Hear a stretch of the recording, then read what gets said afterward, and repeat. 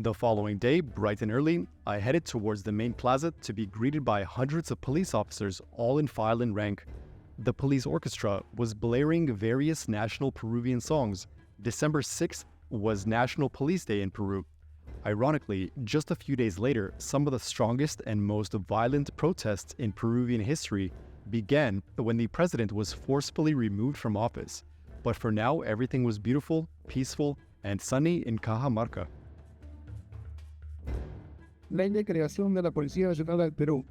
Ley número 24949. Presidente de la República, por cuanto el Congreso ha dado la ley siguiente. Artículo 1.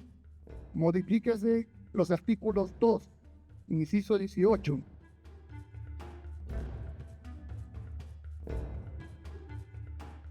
Moments later, it was time to venture out of Cajamarca to discover more. Another day, another tour. Right now we're going to a place called Combe Mayo.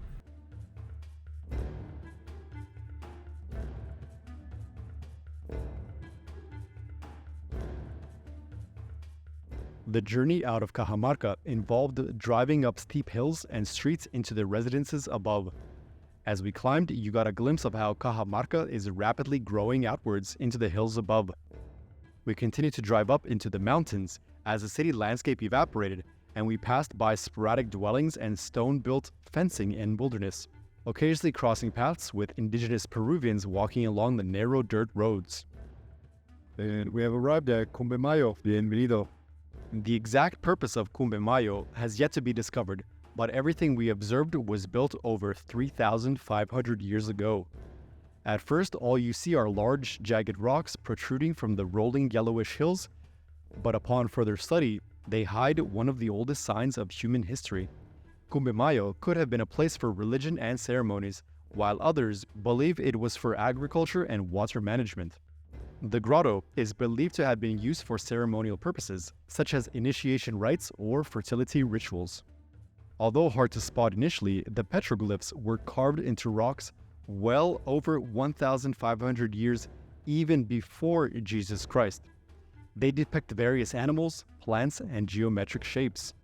So right now we're going to go inside into a very tight crevice. You can't enter with your backpack. You will have to remove as much as possible and be skinny. And we're back out. Let's go.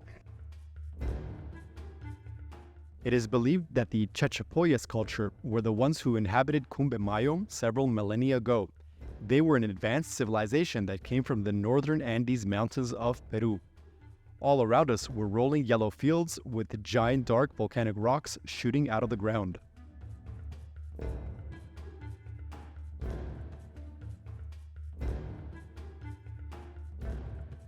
In the valley, it was time to get a selfie with one of the local indigenous ladies and her photogenic baby sheep, obviously for a price. Then we continued through the narrow valley that must have been extremely important for agriculture, ceremonies, and strategic purposes, all for the ancient Chachapoya culture. The civilization that lived here was just at the very beginning of the agricultural revolution. Previously, nomadic civilizations or nomadic groups, tribes would come here and they would try to settle in, and they would eventually carve out the stones for their religious purposes. But ultimately, they would transform their civilization into a more sedentary agricultural civilization. But at the same time, it was quite difficult to grow anything in this environment. It's still possible, but it was quite difficult nonetheless. And the civilization at the time, the group, the tribe, was apparently not hierarchical. So it wasn't patriarchal with higher classes above all the rest. It was pretty much all egalitarian, you could say. This area is quite beautiful. You have the opportunity to come to Combe Mayo. I recommend it a lot. Once we arrived at the local lady selling souvenirs, we came across the aqueducts. I was so focused on taking pictures of the landscape that I didn't absorb the historical importance of the aqueducts at the time. The aqueducts stretch 9 kilometers or 5.6 miles in length. They were carved into the volcanic rock and used to cultivate the fields and fill a large reservoir. Combe Mayo translates to narrow river in the indigenous Quechua language. So this ends the tour. Let me go back now to Cajamarca. The journey back to Cajamarca was an amazing contrast once more, from wilderness and farms to small houses and rural developments. We continued into the unending expansion down the hills of Cajamarca and ultimately into the dense urban sprawl of the city center.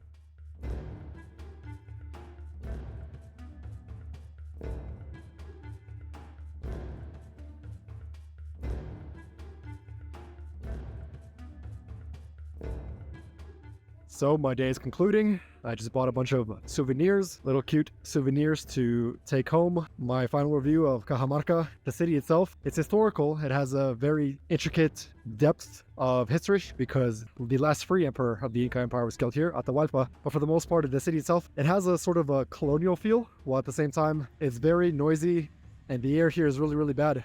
Like, I actually had a hard time sleeping because my nose was completely clogged with the pollution. And for the most part, it's a relatively safe city.